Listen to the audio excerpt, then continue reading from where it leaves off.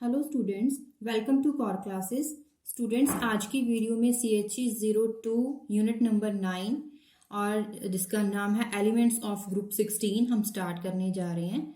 तो सबसे पहले आपको ये पता होना चाहिए कि ग्रुप 16 है क्या और ग्रुप 16 में कौन से मेंबर हैं, उन्हें याद रखने का तरीका क्या है, सीरियल वाइज निमोनिक्स क्या है और नेम क्या है, सिंबल क्या है, एटॉमिक नंबर क्या है, कॉन्फ़िगरेशन क्या है। तो सबसे पहले तो हमें ये नॉलेज होनी चाहिए। तो अगर हम बात करें ग्रुप 16 की, तो जो सबसे पहला एलिमेंट है वो है ऑक्सीजन, जिसका सिंबल है O। ऑक्सीजन फर्स्ट मेंबर होने की वजह से इस पूरी फैमिली को बोलते हैं ऑक्सीजन फैमिली। तो अगर हम बोलेंगे ऑक्सीजन फैमिली या फिर ग्रुप नंबर 16 तो एक ही बात है। तो पहला एलिमेंट हो गया ऑक्सीजन, जिसका सिंबल है O। सेकेंड एलिमेंट है सल्फर, जिसका सिंबल है S, कैपिटल S। सेलेनियम, जिसका सिंबल है S, small e। Tellurium, T, small e। Polonium, capital P, small o। Oxygen, sulphur, selenium, tellurium, polonium. तो इसे बोलेंगे ऑक्सीजन फैमिली। दूसरा हम इसका नाम रखेंगे ग्रुप 16। तीसरा जो है इसे चैल्कोजेंस भी बोलते हैं। क्या बोलते हैं? चैल्कोजेंस। अब इसका क्या मतलब है, क्यों हम इसे चैल्कोजेंस बोलते हैं? चैल्को का मतलब है, इसका मतलब होता है ओर फॉर्मिंग। क्योंकि ये जो सारे एलिमेंट्स हैं, इन सभी एलिमेंट्स जो हैं वो ओ फॉर्मिंग में हेल्पफुल हैं। ओर फॉर्मिंग के लिए जैसे कि ऑक्सीजन है, सल्फर है, इसी रीजन की वजह से हम इन्हें चैल्कोजेंस भी बोलते हैं, चैल्कोजेन फैमिली बोलते हैं। तो ये क्वेश्चन अक्सर आ जाता है एक नंबर में जस्ट, कि why group 16 elements are named chalcogens. ठीक है, तो आप इसका रीजन याद रखें। अब बात करेंगे एटॉमिक नंबर की। ऑक्सीजन का एटॉमिक नंबर होता है 8, सल्फर का 16, सेलेनियम का 34, टेलरियम 52, पोलोनियम 84। इन सभी एलिमेंट में से जो पोलोनियम है it is radio active like uranium. अब इलेक्ट्रॉनिक कॉन्फ़िगरेशन की बात करेंगे, कैसे याद रखेंगे आप? सबसे पहले आपको लिखना होगा नोबल गैस सीरीज लिखनी होगी, helium, neon, argon, krypton, xenon. ठीक है, उसके बाद हीलियम का नंबर कितना है? 2। ये कितने हैं टोटल? 8। तो 2 तो ये हो गए, बाकी कितने बचे? 6 कैसे लिखोगे? हीलियम का क्या होता है? 1s2, आगे आ जाएगा 2s2, 2p4। 2 के बाद नीचे जो उसका अगला एलिमेंट आपको पता है कि n एक्स्ट्रा n+1 हो जाता है। 2 के बाद लिखेंगे 3, फिर 4, 5, 6। अब 2s2, 2p4, इसका क्या हो जाएगा? 3s2, 3p4। अब यहाँ पे जनरल कॉन्फ़िगरेशन क्या है? ns2, np4, ns2, np4। n very कर सकता है, n स्टार्ट होगा, n is equal to 2 and so on. 2s2, 2p4, 3s2, 3p4, 3d10, argon का होता है 18, 3d8, 10, 4s2, 4p4, 4d10, 5s2, 5p4, 4f14, 5d10, 6s2, 6p4। ये आप ऐसे सीरियल वाइज याद रखेंगे। अब इन्हें याद रखने का तरीका कैसे याद रखें, वो है एक मैं आपको ट्रिक बता देती हूँ। अगर आपको इजी लगे तो ये सही, तो आपके लिए हेल्पफुल हो सकती है। जैसे कि मैं लिखूंगी ओ स्टाइल से तेल पॉलिश।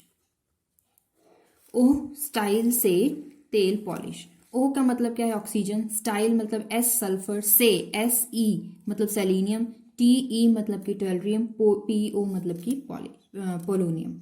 ओ स्टाइल से तेल पॉलिश। ठीक है, अगर आपको इजी लगे तो आप याद रख सकते हैं, अदरवाइज अगर आप ऐसे ही याद रख सकते हैं तो वेल डन। अब बात करेंगे अक्रेंस, कैसे किस फॉर्म में ये सभी एलिमेंट्स हमें मिलते हैं। तो वन बाय वन हम इसे डिस्कस करते हैं। सबसे पहला आ जाता है oxygen. Oxygen is most abundant element. अगर ड्राई एयर की बात करें तो उसमें 20.946%, अगर एग्जैक्ट परसेंट की बात करें तो इतना परसेंट ऑक्सीजन का होता है ड्राई एयर में। अगर हम राउंड ऑफ करें तो सीधा सीधा 21%, अगर हम बात करते हैं छोटी क्लासेस में हम बोलते थे 21%। अब ये कंबाइंड फॉर्म में किस फॉर्म में मिलता है? सिलिकेट्स की फॉर्म में मिलता है, ऑक्साइड्स की फॉर्म में मिलता है, वाटर की फॉर्म में मिलता है, क्योंकि वाटर में भी ऑक्सीजन है, ऑक्साइड्स में भी ऑक्सीजन, सिलिकेट्स में भी ऑक्सीजन। सल्फर की बात करेंगे तो सल्फर की एज कम्पेयर टू ऑक्सीजन इतनी ज़्यादा अबंडेंस नहीं है। कितनी है? 0.03 से लेकर 0.1% है। ये सल्फाइड्स की फॉर्म में हमें मिलता है। फॉर एग्जाम्पल जिप्सम की अगर बात करें, जिप्सम का फॉर्मूला क्या होता है? कैल्शियम सल्फेट डाइहाइड्रेटेड, ठीक है। बेराइट की बात करें बेरियम सल्फेट, एप्सम सॉल्ट की बात करें मैग्नीशियम सल्फेट हेप्टाहाइड्रेटेड। तो इन फॉर्म्स में देखिए सल्फर आपको मिल रहा है, तो अगर अक्रेंस की बात करें सल्फर की तो हमें इस फॉर्म में सल्फाइड्स की फॉर्म में मिलता है। It is a constituent of substance such as eggs में सल्फर होता है, वूल में सल्फर होता है, हेयर में सल्फर होता है, मस्टर्ड में सल्फर होता है, गार्लिक में, कैबेज में, गार्लिक कैबेज, इन सभी में जो ऑर्डर की बात करें, ऑर्डर का मतलब है स्मेल। अगर हम ऑर्डर की बात करें इन सभी चीज़ों में जो ये स्मेल, एक कैरेक्टरिस्टिक स्मेल मिलती है, वो सिर्फ और सिर्फ हमें पता चलेगा कि सिर्फ और सिर्फ सल्फर की वजह से है। गार्लिक की आपको पंजेंट मतलब कि कैरेक्टरिस्टिक स्मेल मिलेगी, वो सिर्फ और सिर्फ सल्फर की वजह से होती है। कैबेज की जो स्मेल होती है वो सिर्फ और सिर्फ सल्फर की वजह से होती है। मस्टर्ड की में भी जो आपको ऑर्डर आप फील करेंगे, ऑब्जर्व करेंगे, वो भी सल्फर की वजह से होता है। सेलेनियम टेल्रियम की बात करें तो इसमें क्या होता है, तो it occurs as sulphide ore. जो सल्फाइड ओर्स हैं उनमें ये सेलेनियम और टेल्रियम इनकी अकरेंस सल्फाइड्स की फॉर्म में होती है। पोलोनियम की बात करें, अब ये जो है रेडियो एक्टिव एलिमेंट है, तो ये किसी ना किसी डिके में से मिलेगा। मतलब कि जो नेचुरली डिके होता है किसका, जैसे कि थोरियम हो गया, यूरेनियम हो गया, उनमें से जो प्रोडक्ट निकलते हैं उन प्रोडक्ट्स में से एक प्रोडक्ट पोलोनियम होता है। आपने चेन रिएक्शंस करी होंगी तो आपने वहां पे पोलोनियम बिल्कुल देखा होगा। अब दो चीजें आप याद रखें, सेलेनियम का नाम कहां से पड़ा? It name after goddess of moon Selene. Polonium का नाम कहां से पड़ा था? मैरी क्यूरी होम कंट्री, कौन सा था उनका होम कंट्री? पोलैंड, जिसमें से PO पोलोनियम उन्होंने नाम रखा था। अब बात करेंगे एलोट्रोपिक फॉर्म की। ये सभी एलिमेंट्स किस एलोट्रोपिक फॉर्म में हमें मिलते हैं? ऑक्सीजन की बात करेंगे तो ये दो फॉर्म्स में हमें मिलती है। Dioxygen is a diatomic gas, paramagnetic होती है इन नेचर। लुईस स्ट्रक्चर की बात करें तो आपके सामने है Lewis structure of oxygen molecule with a pair of covalent bonds between, किस किस के बीच में? 2 ऑक्सीजन एटम्स। अब एक और ऑक्सीजन एटम आ जाएगा तो वो क्या हो जाएगा, यहाँ पे पेयरिंग अप शुरू हो जाएगी। बट कोवलेंट बॉन्ड में पेयरिंग अप हो जाएगी, लेकिन फिर भी ये पैरामैग्नेटिक नेचर देता है। अब आप पूछेंगे कि अगर पेयरिंग है फिर तो हम इसे डायमैग्नेटिक बोलेंगे, पैरामैग्नेटिक क्यों? This reason can be explained on the basis of molecular orbital theory. Molecular orbital theory के लिए ऑक्सीजन का आपको CHE1 में, आपने लोअर क्लासेस में CHE1 में या +2 में सीखा होगा कि वहाँ पे जब आप उसका स्ट्रक्चर ड्रॉ करते हो फिर उसके बाद आप उसकी मॉलिक्यूलर कन्फिग्रेशन लिखते हो, मॉलिक्यूलर ऑर्बिटल कन्फिग्रेशन। तो जो कन्फिग्रेशन आप लिखते हो तो आपके सामने एक ऐसी कन्फिग्रेशन आती है, वही कन्फिग्रेशन हमने उठा के लिखी है। तो अगर आप इसमें ध्यान रखें, वैसे तो हम बोलेंगे 2p2 होता है, लेकिन ये जो 2p2 होता है उसमें p ऑर्बिटल x ऑर्बिटल भी होता है, py भी होता है, pz भी होता है। तो जो 2 में से एक electron 2py orbital anti bonding में होता है और दूसरा जो एक और इलेक्ट्रॉन है वो एंटी बॉन्डिंग पाई ऑर्बिटल 2pz में होता है। एक इलेक्ट्रॉन होता है एंटी बॉन्डिंग पाई ऑर्बिटल 2py में, एक होता है एंटी बॉन्डिंग 2pz ऑर्बिटल में। अब यहाँ पे क्या है, ये तो अनपेयर्ड है, जिसकी वजह से इसका नेचर क्या है, पैरामैग्नेटिक रेदर देन डायमैग्नेटिक। वैसे आप जनरल कन्फिग्रेशन लिखोगे तो आपको लगेगा कि यहाँ पे तो इलेक्ट्रॉन्स पेयर अप हुए हैं, लेकिन एक्चुअल में ऐसा नहीं है। Presence of 2 unpaired electron in the anti bonding orbital explains the observed paramagnetic behaviour.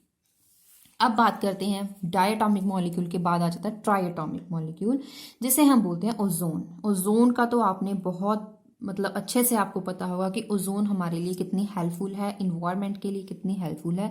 ये हार्मफुल रेजेस को, जो सन रेज होती हैं, हार्मफुल रेज वहाँ से जो इमिट होती हैं, वो हमारी स्किन तक पहुँचने से पहले ही वो इसे envelope as a envelope act करता है ओजोन, तो ये रिफ्लेक्ट कर देती है। It is a pale yellow gas अगर कलर की बात करें। This method is used to make ozone commercially is to pass gases. अब इसे बनाने का अगर बात करेंगे कि कैसे हम इसे एक्सट्रैक्ट करते हैं, कैसे हम इसे बनाते हैं, तो एक अलग से एक सेपरेटली अपरेटस होता है। This method is used to make ozone commercially is, वो उसी मेथड से क्या होता है कि ऑक्सीजन गैस को पास करवाते हैं या फिर एयर को हाई इलेक्ट्रिक वोल्टेज डिस्चार्ज में हम उसे पास आउट करवाते हैं। अब उसे जो हाई वोल्टेज इलेक्ट्रिक डिस्चार्ज जो मैंने बोला है उसे साइलेंट इलेक्ट्रिक डिस्चार्ज भी बोलते हैं। Earth is covered by a layer, आपको पता है ओजोन के साथ कवर्ड होती है जो हमें हार्मफुल यूवी रेज से बचाती है जो सन से आती हैं। In the upper atmosphere at altitude, अब कहाँ से, अगर 15 से 24 किलोमीटर के बीच में इसका जो एनवेल्प होता है, द रेडिएशन फर्स्ट अप होता क्या है, सबसे पहले जो रेडिएशन है first split up into diatomic molecule into oxygen atoms, diatomic से ऑक्सीजन एटम बन जाता है, फिर वही जो एटम होता है वो अगले साथ के साथ उसी ऑक्सीजन मॉलिक्यूल के साथ रिएक्ट करके ओजोन बना देता है। अब इसे कैसे समझें, डायटोमिक मॉलिक्यूल लाइट की प्रेजेंस में एटम बन गया, ये आप ये बोल के देख के ना बोलें कि ये मॉलिक्यूल है, मॉलिक्यूल नहीं है तो मोल्स हैं, ये एटम है। अब यही एटम ऑक्सीजन मॉलिक्यूल के साथ रिएक्ट करके O3 ओजोन बना देता है। Ozone also absorb UV light, this causes ozone to decompose and form dioxygen. 2O3 से क्या बन गया 3O2, ये सिर्फ बैलेंस किया गया है। तो बात करेंगे सल्फर की। Sulphur displays allotropy to remarkable degree. तो सल्फर की एलोट्रॉपिक फॉर्म कौन कौन सी होती हैं, S2, S4, S6, S8। तो बहुत सारी एलोट्रॉपिक फॉर्म ऑफ सल्फर हमें मिल सकती हैं। मोस्ट स्टेबल इनमें से कौन सी होती है सल्फर की, रूम टेम्परेचर पे अगर बात करें तो वो होती है रोहम्बिक सल्फर, जिसे हम अल्फा सल्फर भी बोल सकते हैं। तो इसके दो नाम हैं, rhombic sulphur, alpha sulphur. 369 kelvin temperature पे रोहम्बिक सल्फर होता है वो चेंज हो जाता है, कन्वर्ट हो जाता है मोनोक्लिनिक सल्फर में। मतलब अगर हम सीधी दूसरे शब्दों में कहें कि जो अल्फा सल्फर है उसे जब हीट करेंगे तो क्या होगा, alpha sulphur is get converted into beta sulphur. अब ये कैसे होता है, आगे जो बीटा सल्फर है उसे हीट करने पे क्या होगा, तो वो आपके सामने एक टेबल बनाया गया है, सीरीज बनाई गई है। सल्फर है अल्फा सल्फर, जिसे 369 केल्विन टेम्परेचर पे हीट करा, सल्फर बीटा बन गया, फिर से हीट करा गया थोड़ा सा, इससे as compare to this temperature ये ज़्यादा है, तो क्या हुआ यहाँ पे सल्फर लैम्डा सल्फर, फिर सल्फर म्यू, उसके बाद गैमा बना। कैसे बना, इसे हीट करने के बाद यहाँ पे इसे हीट करा तो ये बना, उससे कूल करने पे आपको गैमा सल्फर मिलेगा।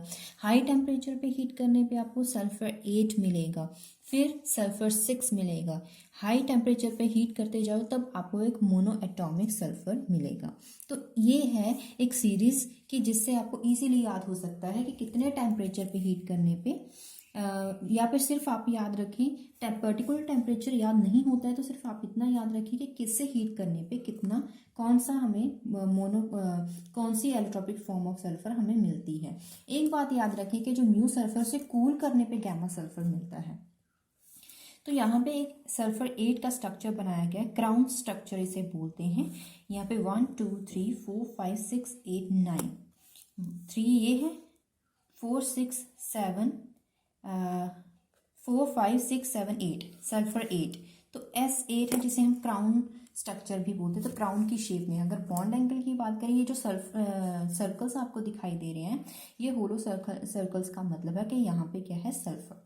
तो सल्फर के बीच में इनमें कोवलेंट बॉन्ड है जो कि एंगल बनाते हैं 105 डिग्री। एक्सट्रैक्शन की बात करेंगे सभी एलिमेंट्स की। सबसे पहले बात करेंगे ऑक्सीजन की। अब जो आपको पता है कि जो ऑक्सीजन है वो सबसे ज़्यादा अबंडेंसी उसकी एयर में होती है, तो उसे एयर में सेपरेट करने के लिए फ्रैक्शनल डिस्टिलेशन मेथड्स यूज करते हैं। It is obtained by as a by product. दूसरा क्या है कि it is obtained as a by product of hydrogen during electrolysis of water.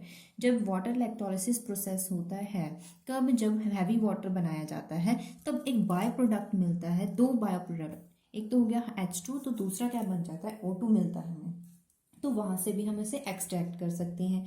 Laboratory की बात करें तो डिकम्पोजिशन का मतलब है किसी हीट करना है, थर्मल का मतलब है किसी टेम्परेचर पे उसे हीट करना है ताकि उसकी कंपोजिशन हो जाए। किसकी? पोटाशियम क्लोरेट की, KClO3। अब इसे हीट करेंगे और कैटलिस्ट यूज़ करेंगे मैंगनीज डाइऑक्साइड, तो आपको KCl सॉल्ट मिलेगा, उसके साथ साथ आपको ऑक्सीजन मिल सकती है। तो लेबोरेटरी में भी आप इसे प्रिपेयर कर सकते हैं। तो ये तो 3 मेथड्स हैं एक्सट्रैक्शन के, इनमें से आप 2 कोई इंपॉर्टेंट है, कोई 2 मेथड आप अच्छे से याद करें। एक लेबोरेटरी एक्सट्रैक्शन अच्छे से याद करें क्योंकि इसमें रिएक्शन है, और ये मेथड आपको याद करना है। इन दोनों में से आप कोई एक मेथड याद कर सकते हैं। एक्सट्रैक्शन ऑफ सल्फर की बात करें, extraction of sulphur from native deposit. Native का मतलब क्या होता है कि इनकी इम्प्योर फॉर्म्स जो होती हैं, ओरिजिनल फॉर्म जो डिपॉजिट्स होती हैं is the phrasal process. Phrasal process, इस प्रोसेस के थ्रू क्या करते हैं, इसे एक्सट्रैक्ट कर सकते हैं। क्या होता है? इट कंसिस्ट ऑफ बोरिंग, एक बोर किया होता है एक होल को फ्रॉम द ग्राउंड सरफेस।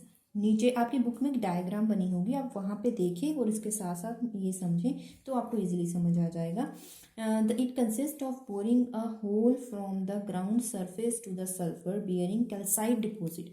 तो उसमें क्या है? Calcite deposit. And lowering 3 concentric pipes, 3 pipes होती हैं इनटू द ओर बेड, जो कि ओर बेड तक पहुंचती हैं। Where it melts the sulphur, जो वहाँ पे नेटिव सल्फर आपको मिलेगा। तो मतलब कि यहाँ पे बोरिंग प्रोसेस, बोरिंग का मतलब क्या है कि बोर किए होते हैं होल्स जहाँ पे पाइप्स डाली होती हैं, उस प्रोसेस को बोलते हैं फ्रेजल प्रोसेस। अब क्या है?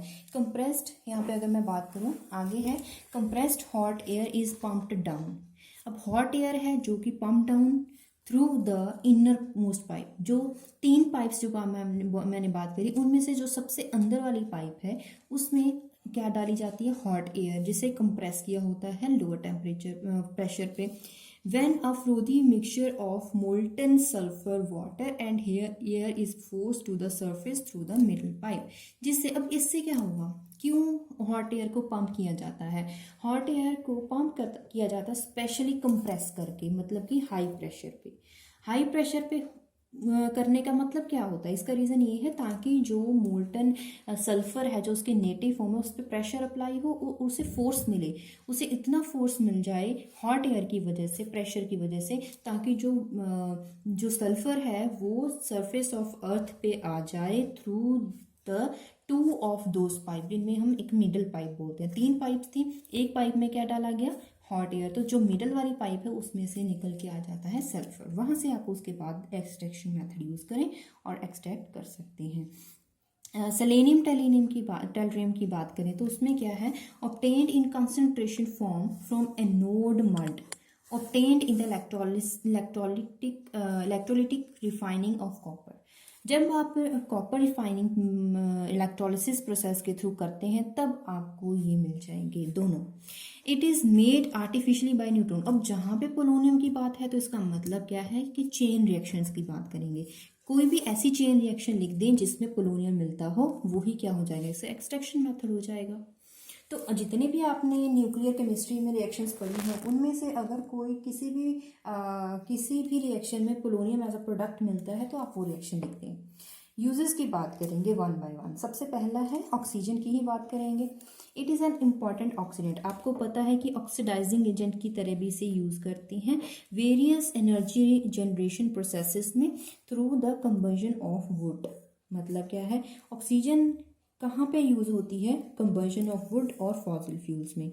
रॉकेट फ्यूल्स में have liquid oxygen as an oxidant, उसमें लिक्विड ऑक्सीजन की फॉर्म जो है यूज़ होती है। Oxy-acetylene, oxyhydrogen flames have a very high temperature. They are used in cutting metals. मतलब कि मेटल कटिंग या फिर वेल्डिंग में से यूज़ करते हैं। इन किस फॉर्म में? एसिटाइलिन का ऑक्साइड फॉर्म और हाइड्रोजन का oxide form. Manufacture of ethylene propylene oxides, oxidising agent जो हम बात कर चुके हैं। अब किसी भी अगर आपने ऑर्गेनिक रिएक्शंस पढ़ी होंगी तो उनमें क्या होता है कि एक ओजोनाइड बनता है, मतलब कि इंटरमीडिएट एक ऐसी रिएक्शन है ऑर्गेनिक रिएक्शन जिसमें इंटरमीडिएट ओजोनाइड बनता है। उस ओजोनाइड को अगर अपने यहाँ पे कोई एक एलिमेंट होता है तो उसके बाद ऐसे ऑक्सीजन होती हैं, फिर वाई यहाँ पे जेड होता है, उसके बाद ऐसे, मतलब कि यहाँ पे यहाँ पे ऑक्सीजन, यहाँ पे ऑक्सीजन, यहाँ पे एक्स वाई कुछ भी हो सकता है। तो ये तीन क्या है, ओजोन को यूज़ करके, यहाँ पे इसे ओजोनाइड, इस फॉर्म को ओजोनाइड बोलते हैं, शायद आपको याद आ जाएगा। तो वहाँ पे आप क्या करते हैं, उसके बाद क्या होता है कि ब्रेकिंग होती है, बॉन्ड की ब्रेकिंग होने के बाद क्या होता है, डबल बॉन्ड या फिर ट्रिपल बॉन्ड प्रोडक्ट आपको मिलता है। तो जहाँ पे भी आपको किसी ऑर्गेनिक रिएक्शन में डबल बॉन्ड या ट्रिपल बॉन्ड को डिटेक्ट करना हो तो वहाँ पे आप ओजोन यूज़ कर सकते हैं। ओजोन यूज़ करने से क्या हो, ओजोनाइड बनेगा। अगर प्रोडक्ट में आपको मिलते हैं दोनों चीज़ें, या सिर्फ डबल या सिर्फ ट्रिपल बॉन्डेड प्रोडक्ट मिलेगा, तो इसका मतलब क्या होगा कि आपको पता चल जाएगा, डिटेक्शन हो जाएगी। तो किसको यूज़ करके आपने ये डिटेक्शन की है, ओजोन को यूज़ करके। तो oxygen in the form of triatomic molecule, it is used as a detection of double और triple bond. Used in treatment of drinking water, drinking water treatment में भी इसे यूज़ करते हैं। सल्फर के यूजेस की बात करें, use in manufacture of sulphur dioxide, sulphuric acid, gunpowder, matches, fertilisers, drugs, bleaching agents, leather. Vulcanisation of rubber, अब आपको पता होगा, पॉलीमर्स चैप्टर आपने +2 में जो अगर पढ़ा होगा, तो वहाँ पे जो नेचुरल रबर होती है वो बहुत ही ज़्यादा हार्ड होती है। उसे फ्लेक्सिबल बनाने के लिए वहाँ पे उसमें सल्फर ऐड किया जाता है, तभी वो टूटती नहीं है। तो उस एडिंग ऑफ सल्फर जो प्रोसेस होता है उसे वुल्कनाइजेशन बोलते हैं। तो वुल्कनाइजेशन ऑफ रबर में भी सल्फर यूज़ करते हैं। ऑइंटमेंट्स मेडिसिन में यूज़ करते हैं, फर्टिलाइजर्स में यूज़ होते हैं सल्फेट्स की फॉर्म में।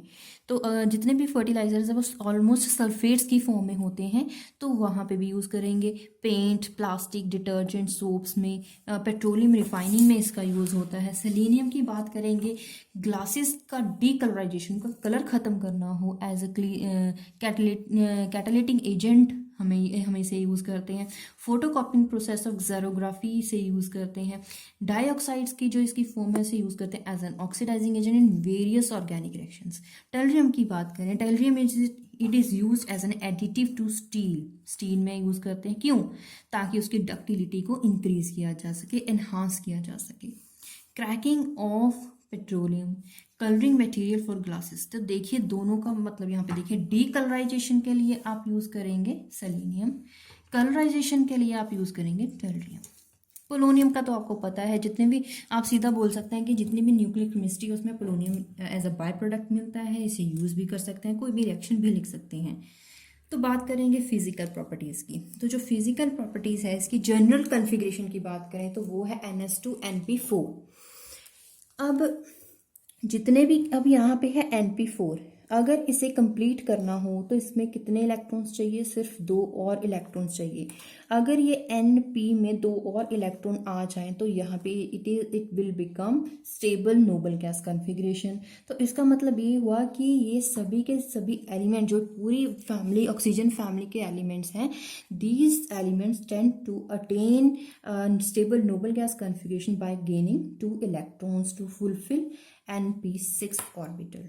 तो these are tending to form E2 negative. Metallic nature की बात करेंगे। मेटालिक नेचर जो है आपको पता है कि लेफ्ट टू राइट अगर आप जाते हो तो मेटालिक नेचर डिक्रीज करता है।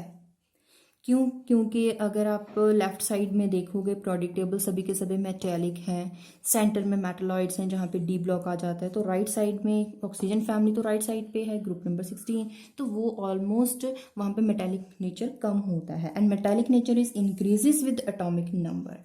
जैसे कि अगर हम बात करें, लेकिन हमें ग्रुप वाइज बात करनी है, पीरियड वाइज तो हमें ये पता है कि मेटालिक नेचर डिक्रीज करता है। उसके बिल्कुल उलट है, बिल्कुल अपोजिट है group wise nature. Group wise nature क्या है? It increases as we move down the group. तो कैसे? जैसे कि ऑक्सीजन है it is non metal, sulphur भी नॉन मेटल है, उसके नीचे है सेलेनियम, टेल्रियम, दोनों मेटलॉइड्स हैं, पोलोनियम मेटल है।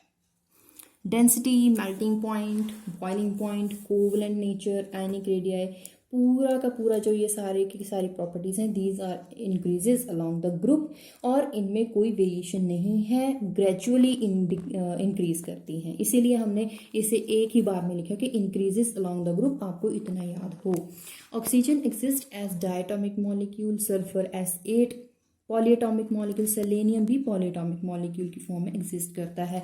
तो अगर इसकी एटॉमिक फॉर्म की बात करें, एग्जिस्टेंस की बात करें, तो ऑक्सीजन डायटॉमिक में ज़्यादा स्टेबल होता है, और सल्फर और सेलेनियम जो है पॉलीएटॉमिक फॉर्म में स्टेबल होती हैं।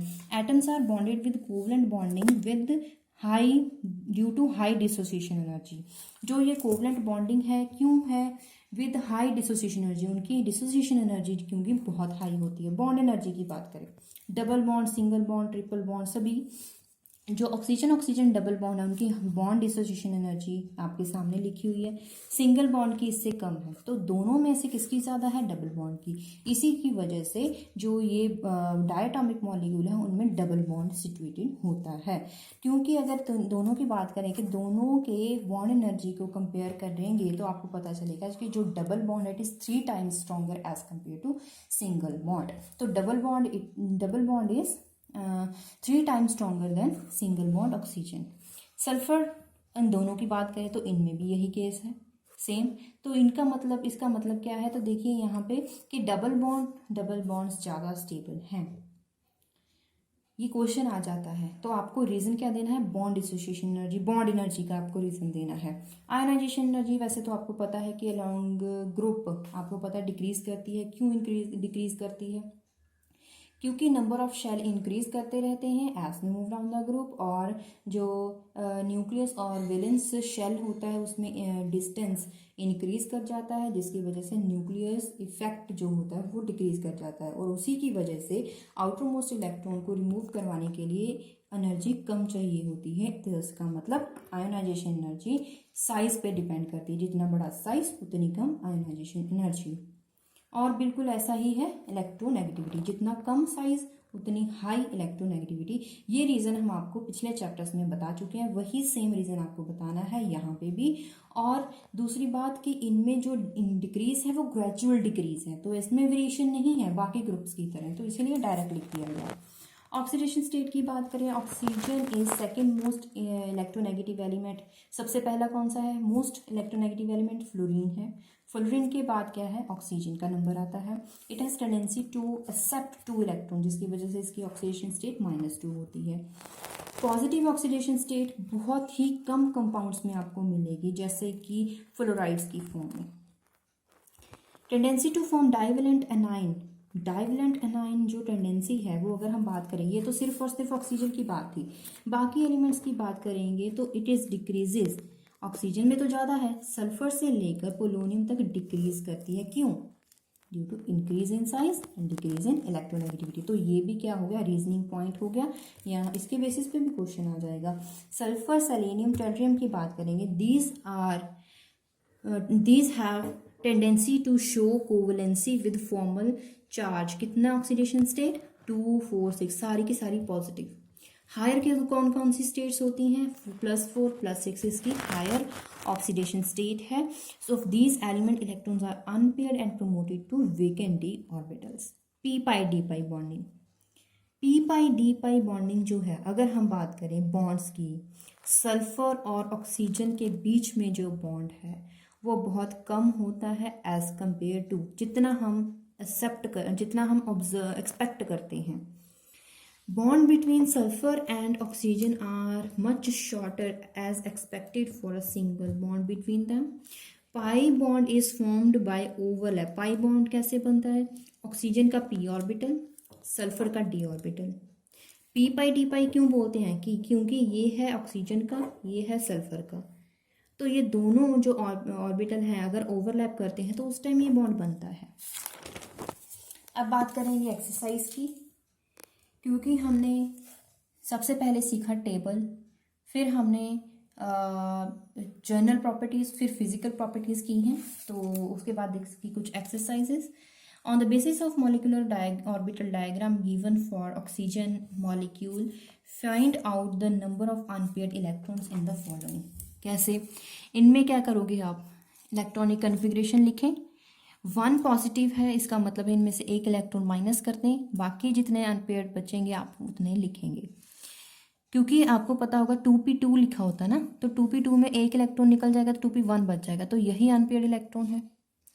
यहाँ पे अगर बात करेंगे, यहाँ पे एक ले लिया तो यहाँ पे एक इलेक्ट्रॉन अनपेयर बच जाएगा, यहाँ पे कोई भी, सारे के सारे क्या हो जाएंगे? पेयर्ड अप हो जाएंगे। Why does oxygen exist as a diatomic molecule, ये हम रीज़न पहले भी दे चुके हैं। ये आप इसका स्क्रीनशॉट ले लें या फिर वीडियो पॉज करके पूरा का पूरा आंसर रीड कर लें। मैं आपको साथ के साथ बता दूं, oxygen oxygen double bond in oxygen diatomic molecule has bond energy 3 times 3 multiply than single bond. The molecule prefers to be in the diatomic form while bond energy of double bond is less than the single bond. The single bond being stable makes the element exist in polyatomic molecule. Oxygen की बात करेंगे तो इसमें क्या है, double bond ज़्यादा stable होता है, लेकिन सल्फर में क्या होता है, डबल बॉन्ड की बजाय सिंगल बॉन्ड। तभी जो क्राउन स्ट्रक्चर है उसमें सारे के सारे सिंगल बॉन्ड थे, सारे के सारे सिंगल बॉन्ड थे। तो इसीलिए क्या है कि जो ऑक्सीजन है उसमें डबल बॉन्ड ज़्यादा स्टेबल है। बॉन्ड एनर्जी आप कंपेयर करेंगे, अगर आपको वैल्यू याद नहीं होती है तो ज़रूरी नहीं है, आप सिर्फ इतना बता सकते हैं कि ज़्यादा किस में है, कम किस में है। तो सल्फर में क्या है, सिंगल बॉन्ड ज़्यादा स्टेबल होता है। Oxygen usually does not exhibit positive oxygen state. क्यों, आपको वही बताना है, क्योंकि फर्स्ट एलिमेंट है, साइज कम है, इलेक्ट्रोनेगेटिविटी ज़्यादा है। तो इलेक्ट्रोनेगेटिविटी जिस एलिमेंट की ज़्यादा होती है तो वो कोशिश करता है, ट्राई करता है कि वो इलेक्ट्रॉन्स को गेन करे, ना कि लूज करे। गेन करेगा तो उसकी पॉजिटिव ऑक्सीडेशन स्टेट कहाँ से हो सकती है। Explain why ice has lower density, ice की density lower has compare to water. ये तो आपका बहुत ही छोटी क्लासेस का जो क्वेश्चन है, वहाँ पे आपको डायग्राम्स बना के दी होती हैं कि वेकेंट स्पेस होती है, उसमें वेकेंट स्पेस होने की वजह से डेंसिटी पे इफेक्ट पड़ता है। वही यहाँ पे केज स्ट्रक्चर, आइस का केज स्ट्रक्चर है जिसकी वजह से because of the network of the tetrahedrally placed water molecules this structure has a lot of empty space which makes ice lighter than water. तो ये तो वही रीज़न आपको बताना है, अपनी तरफ से भी बना सकते हैं, ये भी लिख सकते हैं। तो इसी के साथ हमने हाफ चैप्टर कंप्लीट कर लिया, लेकिन आपका चैप्टर ये बहुत लंबा है। जो केमिकल प्रॉपर्टीज़ हैं, केमिकल प्रॉपर्टीज़ में हैलाइड्स, ऑक्साइड्स काफ़ी सारे हैं, तो इसीलिए हमने सिर्फ आज फिजिकल प्रॉपर्टीज़ तक करा।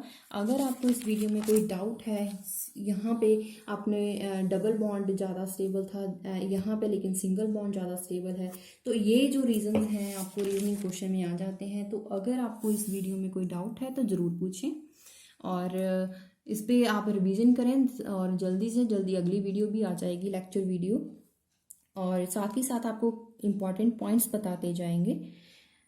तो ये सारे के सारे ऐसे लाइंस हैं जो नोट्स बनाए हैं जिनमें रीजनिंग क्वेश्चन आ सकते हैं। तो सिर्फ वही लाइंस यहाँ पे इंपॉर्टेंट लिखें जिनमें रीजनिंग क्वेश्चन बन सकता है। तो यूजेस जो हैं आपको पता है कि 2 यूजेस आते हैं ज़्यादा से ज़्यादा, इससे ज़्यादा यूजेस नहीं आते हैं। तो 2 यूजेस आपको हर एक एलिमेंट के करने हैं। यूजेस जो है आपको स्पेशली भी याद रखने की ज़रूरत नहीं है। यूजेस ऑफ ऑक्सीजन तो आपको पता है, ऑक्सीजन है ऑक्सीडाइजिंग एजेंट, दूसरा आपके बोल देंगे लेबोरेटरी में यूज़ करते हैं, या फिर ड्रिंकिंग वाटर में, या फिर मैंने आपको जो बताया था डबल बॉन्ड, ट्रिपल बॉन्ड, इन सभी में से कोई 2 याद रखें। और बाकी सल्फर की बात करेंगे, सल्फर में भी 2, सेलेनियम, टेरियम, इन दोनों में मैंने आपको एक डिफरेंस बताया था, डीकलराइजेशन, कलराइजेशन का। तो एक पॉइंट तो आपने इनका याद कर ही लिया। तो दूसरा पॉइंट फोटोकॉपी याद रखें, और इसका आप याद रख सकते हैं क्रैकिंग ऑफ पेट्रोलियम, या फिर स्टील में यूज़ करते हैं, स्टील इंडस्ट्री में। पोलोनियम का तो आपको पता है, न्यूक्लियर केमिस्ट्री।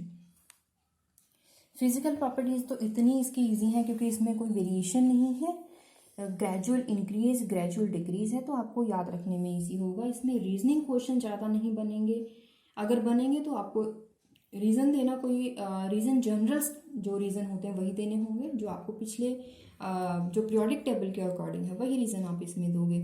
जो इंपॉर्टेंट क्वेश्चन है वो डबल बॉन्ड, सिंगल बॉन्ड का है, जो मैंने आपको एक्सरसाइज में भी बताया। तो आपके SAQs और सेल्फ असेसमेंट क्वेश्चंस और उसके साथ साथ टर्मिनल क्वेश्चंस भी सॉल्व किए हैं इस टॉपिक के। बाकी जो बचे हैं वो नेक्स्ट टॉपिक के क्वेश्चंस हैं, जब नेक्स्ट टॉपिक करेंगे तो आपको वो क्वेश्चन भी करवा दिए जाएंगे।